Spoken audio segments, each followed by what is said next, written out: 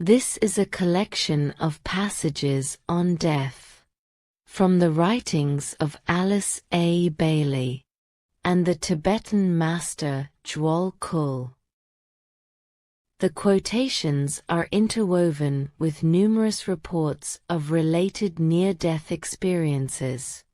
In these events, individuals die in the sense that they believe they died and are often declared dead by the medical profession. But their apparent death is not quite final, and they return to tell of their experience. His consciousness and his sense of awareness are the same and unaltered.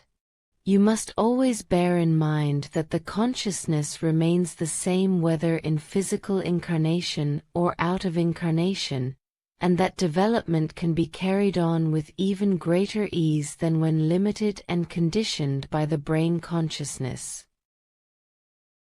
Is when it was just poof and I'm not in my body anymore. And I like go up to the ceiling, just like a balloon, I guess. And I realized like, oh crap, I'm not in my body anymore. And I could see myself like after I was out of my body, that's when I heard the machine do the flatline sound. And then I'm watching the people in the room come and try to resuscitate me. And I had no attachment to it at all. Like I had my one thought, like conscious thought at that moment was, suck. That was it. It was really flat affect too. Like there was no real emotion behind it. It was just like, well. And then at that moment I realized, oh crap, my snarky personality is still intact. Like, and I'm out of my body. So I'm still me. That's weird. I don't know what I was expecting. I'd never really pondered this before because again, this shouldn't be possible.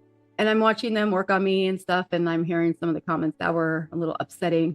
Like one of the doctors had commented on how in my records it had said that I had a former addiction to medication, that like, what do we expect? Like I was just, some drug addict, but I'd been off of those for 8 years at that point. So I was offended, highly offended, but I wasn't offended at the time. I was offended when I came back. Let me clarify that. Because when I left my body through all those things, I was still me. And this is a stretch for people. I was still me at my core. I had the same kind of mischievous sense of humor. The mental talk that goes on in our heads, I was still me. It was a flawless change. I just crossed over. I was still me and I was somewhere else.